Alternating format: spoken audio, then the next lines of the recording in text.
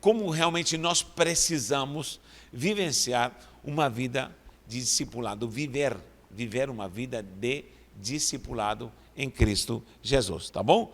Eu sei que tem muita visão religiosa no que diz respeito a ser um crente, muita estrutura religiosa. Nós precisamos desestruturar uma visão religiosa para vivermos o verdadeiro discipulado em Cristo Jesus, tá bom?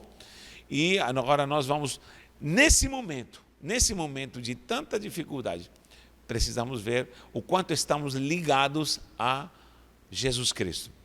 Olha só, eu sei que é importantíssimo congregar, eu sei que é importantíssimo estar em conjunto com os irmãos, eu sei que é bom louvar, cantar salmos de adoração, de louvor, a comunhão, o abraço, o beijo, comunhão da igreja de Cristo, independente do lugar, independente do segmento de doutrina, enfim, apesar que a doutrina é uma só, mas a dinâmica que cada congregação tem, não interessa isso, mas somos o corpo de Cristo, e é muito importante congregarmos como temos base bíblica. Falamos também que é importante estar em sujeição a pastores, líderes, toda essa comunhão de estrutura de igreja. Porém, escute bem, nesse momento eu pergunto, onde estão proibindo se reunir pessoas em lugares públicos, como igreja, escolas já foram fechadas, hoje já oficialmente, sexta-feira, shoppings aqui, pelo menos em São Paulo, não vão funcionar mais, não vão funcionar lugares de reunião. Há uma prevenção geral para que não haja propagação desse vírus. E lógico que está certo, vamos ter que obedecer. Agora, como nós vamos fazer? De todos aqueles crentes que seguem a Jesus, ou estão dentro das igrejas, agora vamos provar quem de fato é discípulo de Cristo. Escute bem, existe uma ala de pessoas que se dizem crentes, que são viciados em igreja, só servem para a dogmática, ou a estrutura eclesiástica, como um espaço físico, onde ele frequenta, ele lá é suprido com orações, com palavra, e só vive nessa sistêmica. Agora, é só isso ser um cristão? É só isso ser um crente? Com certeza não. Agora que nós vamos ver, as igrejas já estão fechadas, gente. As igrejas vão ser proibidas de se reunir. Nós ainda vamos para o pico do que é esse vírus se espalhando. Ainda nas próximas semanas ou no próximo mês todinho, nós temos aí um perfil que vamos experimentar. Estou falando de nós como cristãos, que nós não poderemos nos reunir. As pessoas me ligam, e aí, pastor, vai ter culto? Eu falei, claro que vai ter culto. Como? Vai abrir a igreja? Não vamos abrir a igreja. Mas culto é você, culto é a sua casa. Culto, está vendo como uma pessoa está associando somente culto a um espaço físico? É lógico que é importante congregar, a gente não me mal interprete, porque tem gente, às vezes, tendenciosa que pega uma meia palavra, às vezes eu tenho dificuldade até para me expressar, mas culto é você, altar é você, igreja é você. Há quanto tempo? Um exemplo só, quanto tempo você não discipula a sua família? Quanto tempo eu estou vendo líderes hoje que estão dizendo, meu Deus, eu estou tendo tempo para estar junto com a minha esposa, com meus filhos em casa, orando e lendo a Bíblia. Por quê? O trabalho fechou. As indústrias, algumas já pararam, alguns comércios já pararam, não se vê carro nas ruas, aquela vida dinâmica, foita, de trânsito, de semáforo, de pegar uma vaga, de chegar cedo, de não se atrasar, internet, toda aquela coisa, trabalhos, entrega, faculdade, tanta coisa, agora parou. E as pessoas estão em casa e não sabem o que fazer. Gente, tem até gente me mandando promoções da Netflix. Gente do céu, é hora de acordar, povo de Deus, não é hora de estar se entretendo em casa. Aproveite esse tempo para um discipulado com a sua família. Aproveite esse tempo para adorar a Deus em família. Aproveite esse tempo para se edificar na palavra. Aproveite esse tempo para clamar a Deus pela nossa nação, pelo mundo, porque todo mundo está sofrendo com isso. O planeta está gemendo.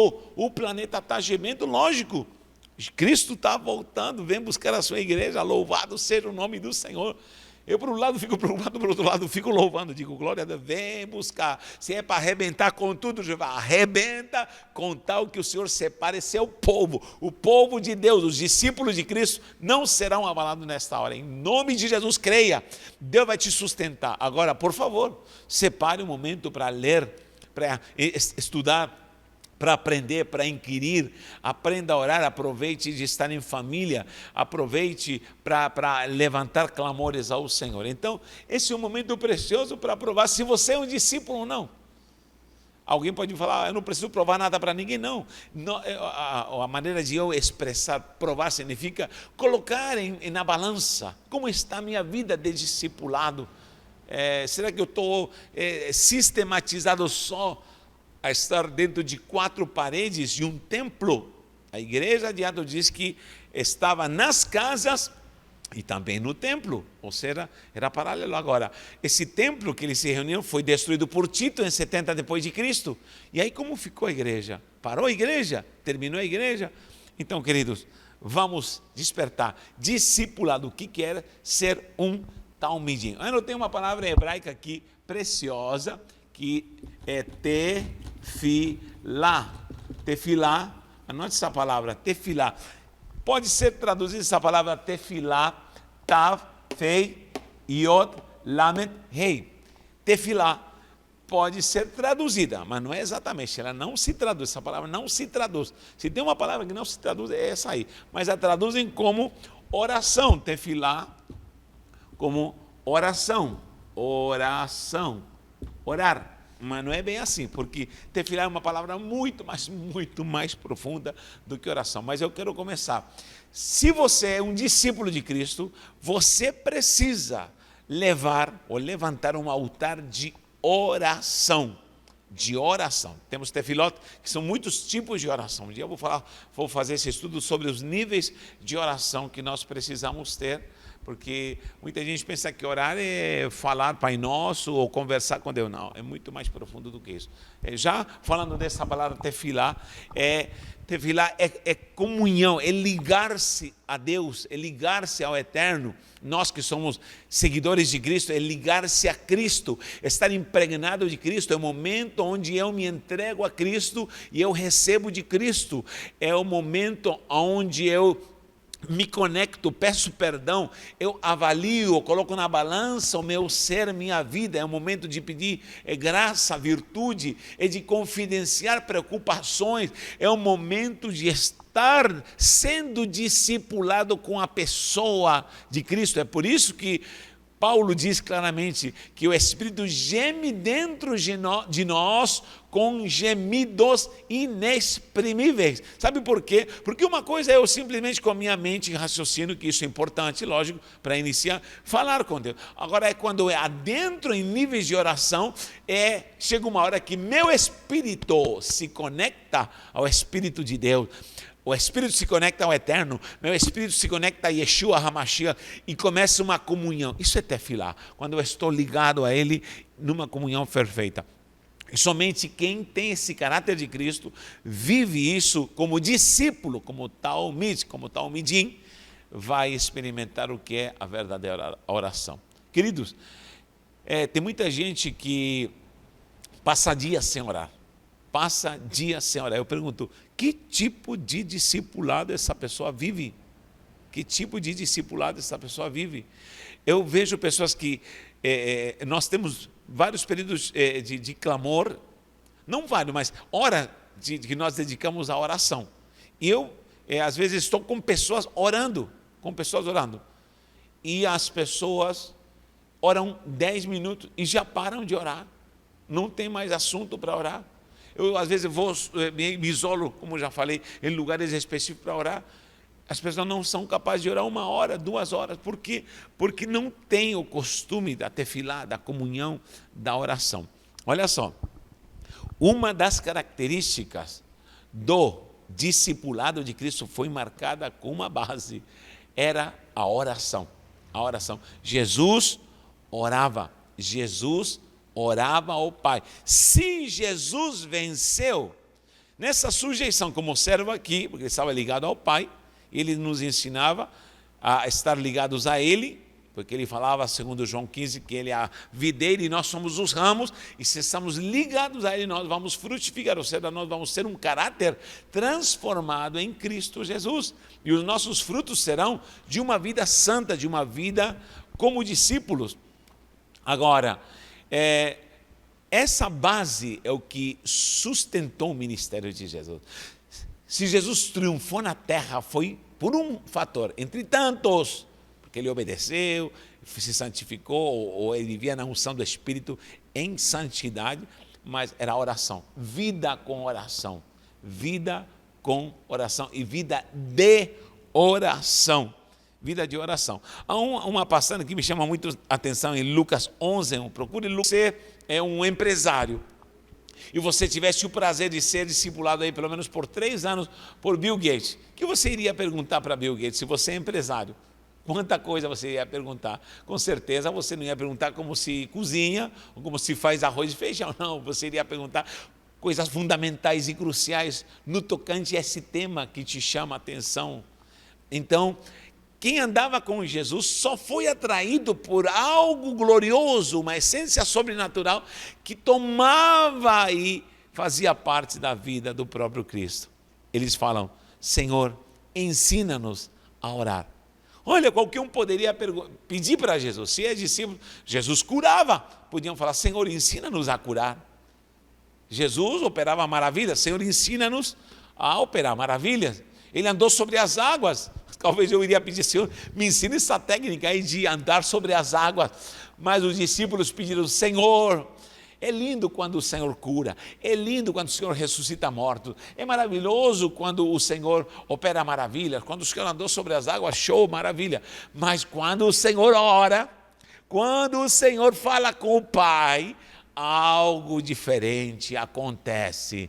Só se pede algo para o mestre, só um discípulo pede algo para o mestre, algo crucial, algo importantíssimo, quando ele vê algo sobrenatural, de uma forma marcante na vida do seu mestre. No caso, foi a oração. Os discípulos falaram: ensina-nos a orar. Então, querido, se você e eu somos discípulos, eu preciso orar mais. Toda vez que eu oro, eu digo: eu preciso orar mais. Toda vez que eu me dedico à oração, eu preciso orar mais. Nesses dias, inclusive, convido todos para orar. Final de semana vamos estar num clamor de 24 horas, escalas de oração, orando pela nação, orando pelo Brasil, orando pela igreja do Senhor, orando pelos nossos familiares, orando pelo mundo, para que Deus guarde a sua igreja, seu povo, seus escolhidos. Então, te convidamos já para orar. Eu ia subir no monte, mas não vai dar, porque realmente minha esposa me pediu: não, fica aqui. Eu vou estar aqui em casa, vou estar aqui no templo, vamos estar clamando e pedindo ao Senhor em oração, ininterruptamente. Dias vamos ficar em clamor, em busca de conexão com o sobrenatural. Nesse momento de luta, precisamos nos conectar com o céu. Jesus, ele tinha algo especial na vida de sujeição ao Pai. Isso é o modelo melhor que nós temos. Sendo ele o Rei da Glória, ele se fez servo, se humilhou, diz a sua palavra em Filipenses. Então, se humilhou ao sumo, se tornou servo. E o Pai lhe deu um nome que está acima de todo nome. Então, querido, nós precisamos ser discípulos. Qual é o primeiro fator? Oração. Como anda a sua vida de oração? Como anda a sua vida de clamor? Senhor, ensina-me a orar. O judeu, ele tem vários tipos de oração, muitos tipos de oração. Há 3 tipos de oração que são fundamentais, que são os tefilot de manhã, tarde e à noite. Shaharit, que é a oração de manhã, é uma dimensão de oração que se faz de manhã. Mincha, que é feita à tarde, normalmente meia hora, 1 hora depois do meio-dia. Há várias regras para esse tipo de oração. E Mariv, que seria a oração à noite, quando já se escondeu o sol, depois das 6 horas da tarde, quando se escondeu a virada do dia, é oração à noite. Pelo menos 3 tipos de oração: Shaharit, Mincha e Mariv, que são as 3 orações. Não vou explicar isso porque é um tema amplíssimo e estamos conhecendo todos esses níveis de oração, tipos de oração. Então, o tefilá é uma comunhão. Tefilá é traduzido como oração, uns traduzem até como reza. Não, pelo amor de Deus. Tefilá é a comunhão onde eu converso, a minha intimidade com Deus, onde eu vou externar. Sabe quando você está com a tua esposa, quem é casado sabe disso. Você está com a tua esposa e você fala, amor, está acontecendo isso. Como que pode? Vamos lá, aqui, vou te ajudar. E você desabafa e fala com ela em confiança.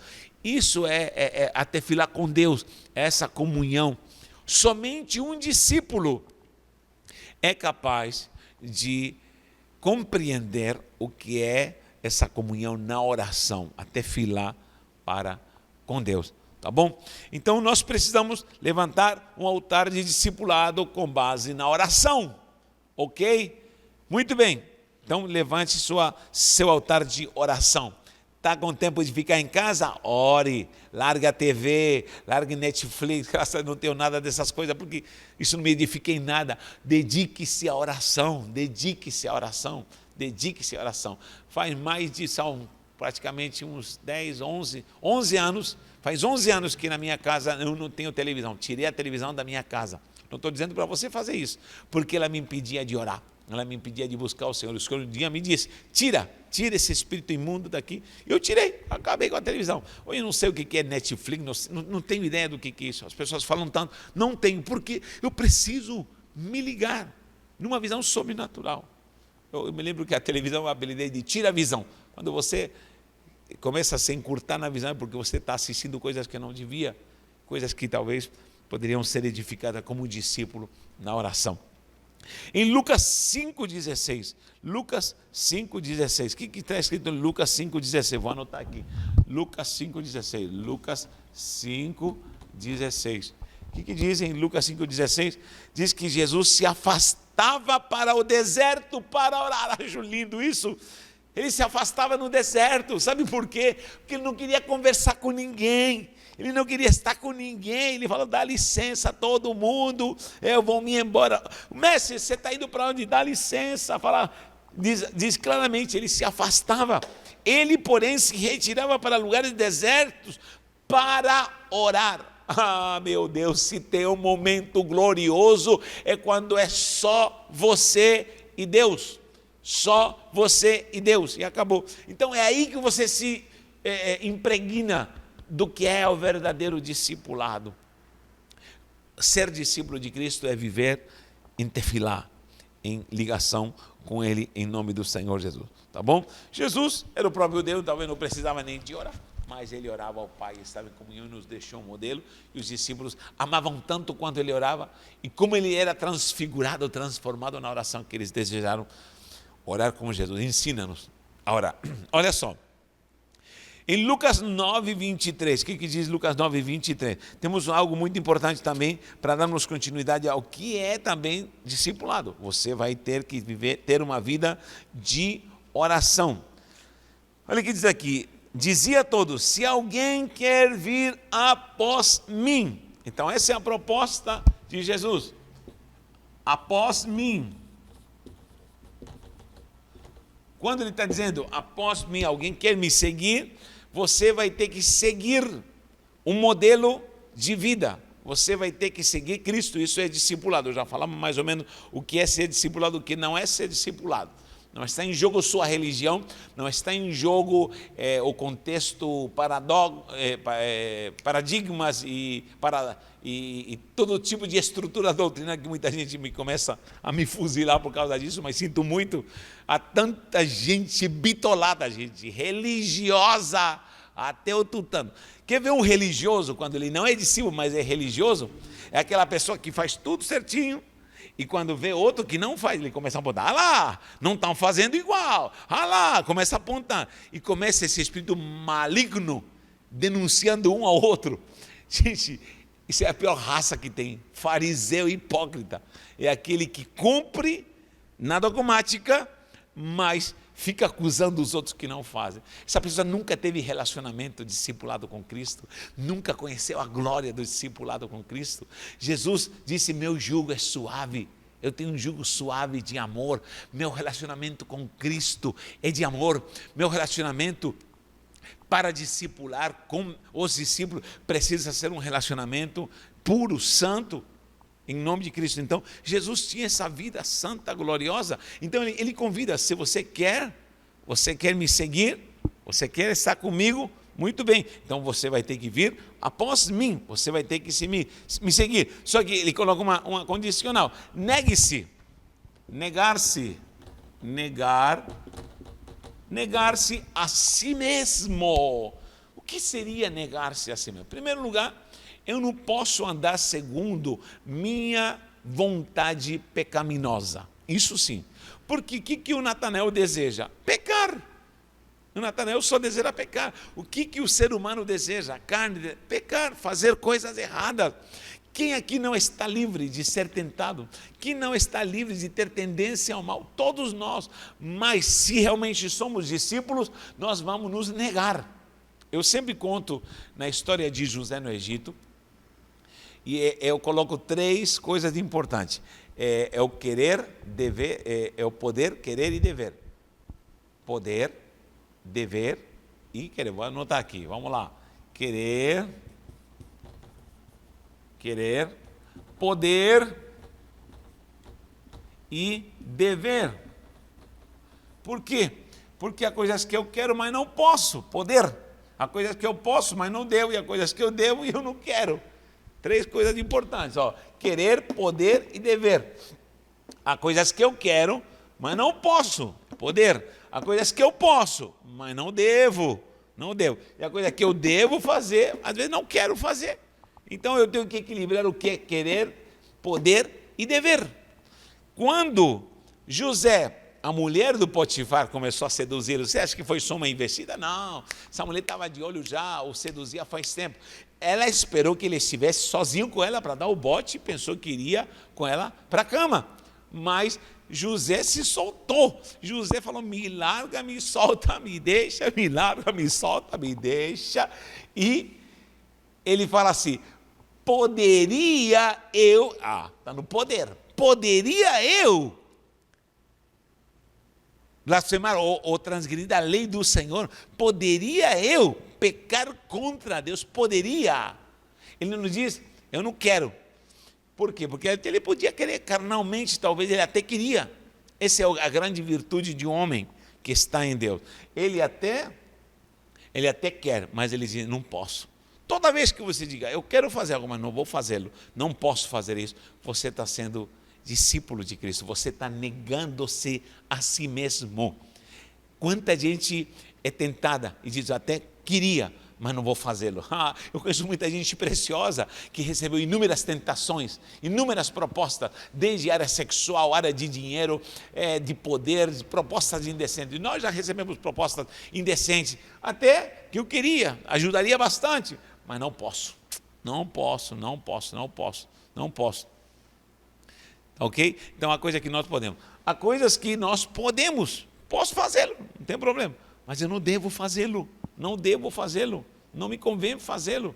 Quantas coisas que você pode fazer e você não deve fazer. Então, querer, poder e dever. Alinhe isso. Esse é outro estudo, mas olha, isso é negar-se a si mesmo. Quando você tenha tudo na sua frente, você diz, não, eu sou discípulo de Cristo. Só que, como nós provamos isso? Quando estamos sozinhos. Quer ver quando você prova se você se nega a si mesmo? Porque você colocar uma roupa, e eu também me colocar uma roupa de santo homem de Deus, ficar apontando os outros, eu vejo sempre entre líderes e pastores e pessoas e crentes, como falei, acusando os outros. Olha lá, acusando. O outro não está fazendo, Essa pessoa nunca o fez de coração, nunca fez nada de coração. Por quê? Porque quem serve a Deus numa ligação preciosa nessa tefilá, como eu falei, ele vive agradando a Deus e não aos homens. Agradando a Deus e não a homens, nem a sistêmicas. Olha só, quando uma pessoa ela de fato venceu a si próprio, nega-se a si mesmo, ela está sendo discípulo. Só que como se prova isso? Em silêncio e na solidão. Quando ninguém te vê. É fácil ser crente quando meu líder me vê. É fácil ser crente e santo quando minha esposa está me vendo. É fácil eu ser um cristão, entre aspas, onde meus filhos me veem. Agora, quem é você? Quem sou eu quando minha esposa não me vê? Quem sou eu quando meu líder, meu pastor, a igreja não viver, as pessoas que me olham como um grande homem de Deus, quando eu estou sozinho, quem sou eu? Essa é a grande questão. Então se responda, avalie isso, aí você vai provar mais uma vez quem é você. Quem é você? Uma vez eu estava subindo para um grande evento, confesso que foi um grande evento ali que fizemos no Ibirapuera, com muitos pastores e líderes aqui em São Paulo, no Ibirapuera. Eu estava subindo, eu ia ser um dos pregadores da noite, do dia, na verdade, foi uma atividade do dia, 12 mil pessoas reunidas ali no Ibirapuera. E alguém me disse, parabéns pela conquista. E o Espírito Santo bateu aqui dentro de mim, e eu disse, não, isso não é conquista. O Espírito Santo me disse, não é conquista. Conquista é onde ninguém te vê. Agora, recompensa em público. Recompensa em público. Subir para pregar para 12 mil pessoas, primeira vez que aconteceu isso na minha vida. Primeira vez. Só que isso não era uma conquista, isso era uma recompensa. Porque em silêncio, sozinho, quando ninguém te vê, é que é a verdadeira conquista. Quando você está sozinho na internet, quem você é? O que você faz? Quando você está longe, repito, da sua esposa, do seu marido, quando o teu pastor não te vê, quando ninguém te vê, está longe, quem é você? Aí você vai provar se você é um discípulo que se nega a si mesmo. Não, Senhor, eu estou longe. Eu me lembro que uma vez eu estava viajando, e estava muito longe de casa. E me afastei da caravana porque eu tinha que passar algumas igrejas na Europa, pela graça e a misericórdia, o Matu estava viajando, e estive numa conexão em Frankfurt, e eu fiquei 12 horas em Frankfurt, Alemanha. Frankfurt, como diz aqui, Frankfurt, em Alemanha. E fiquei 12 horas. E eu falei, meu Deus, despachei as malas, ia demorar meu voo, estava com aquela malinha, estava com dinheiro, e comecei a andar, e eu falei, gente, eu estou sozinho aqui, ninguém me conhece. Ninguém me conhece. O diabo soprou no meu ouvido, é verdade, ninguém te conhece. Eu disse, está repreendido em nome de Jesus. Comecei a andar no Espírito. Eu lembro que comecei a andar literalmente naquele aeroporto, era bem grande.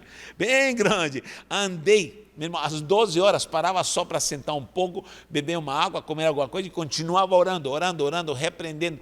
Nunca orei tanto na minha vida. 12 horas de clamor, de oração, de busca intensa no Espírito Santo, querido. Tentado qualquer um até Jesus foi tentado. Agora, quando ninguém te vê, você tem capacidade de negar-se do querer, poder e dever. Quem é você quando ninguém te vê? Então, aí sou discípulo de Cristo. Aí eu sou discípulo de Cristo, aí eu tenho aprovação no altar de Deus, eu tenho aprovação nos céus, e onde eu coloco minha mão, Deus vai me abençoar, em nome de Jesus. Tem gente tão bitolada em sistêmicas religiosas, mas sozinho, desculpa, é uma miséria. Essa pessoa sozinha é um pornográfico, sozinha ela faz miséria, sozinha ela está aprontando, sozinha está fazendo um monte de coisa que não agrada ao Senhor, está na mentira, está no adultério, está fazendo coisas erradas. Isso não é o que Deus está buscando no discípulo. Então, quando subi lá, todo mundo me parabenizou. Isso aqui não é conquista, isso aqui é recompensa. Aí veio aquele versículo na minha mente pelo Espírito. Teu pai que te vê em secreto te recompensará em público. Ou será, a tua conquista vai ser em secreto, em silêncio, onde ninguém te vê. E teu pai vai te recompensar em público. O público vai ver o que você é em secreto, com Deus, sozinho com Deus, a sós com Deus. Para ir terminando, diz também, negue-se a si mesmo, tome sua cruz. Vou colocar aqui cruz, negar-se, cruz. Tome sua cruz, que simboliza a cruz, significa, além de morte, significa uma missão. A cruz foi a maior missão que Jesus operou aqui na terra, e ele se entregou abrindo os braços, crucificado por você e por mim. Então, quando falamos em cruz, estamos falando de uma missão. Todo discípulo precisa ter uma missão. Todo discípulo precisa saber onde vai chegar. Todo discípulo sabe o que ele tem que fazer. Todo discípulo precisa ter metas e objetivos na sua missão. Qual é a tua vocação? Qual é a tua missão? O que você faz em prol do Evangelho, em prol do reino de Deus? O que fazemos para anunciar a palavra? Qual é a sua missão? Como perguntei já, há quanto tempo você não ganha uma alma para Jesus, não gera ela no teu útero? Qual é de fato sua missão? Cruz é morte, cruz é renúncia, só que também é missão. E, por último, diz, siga-me. Siga-me. Se você quer vir após mim, negue-se a si mesmo, tome sua cruz, missão, e siga Jesus. O que significa seguir a Jesus? Aonde eu for, você vai ter que vir também. E Deus está falando, eu vou para o Pai, e ali vou preparar a morada. Toda a minha jornada nessa terra precisa ser seguindo a Jesus. E no final, Ele nos levará para a morada eterna, nos levará para a mansão celeste, em nome de Jesus. Então creia que Jesus está te direcionando para você viver uma vida de discipulado em Cristo Jesus. Deus te abençoe, que o Senhor te dê paz, confiança, e que sua vida de discipulado seja fortalecida em Deus, em Cristo Jesus, nesses dias de tanta angústia e tribulação. Que o Senhor te abençoe e te guarde, que o Senhor faça resplandecer o seu rosto sobre ti, que o Senhor tenha misericórdia de ti e te dê a paz.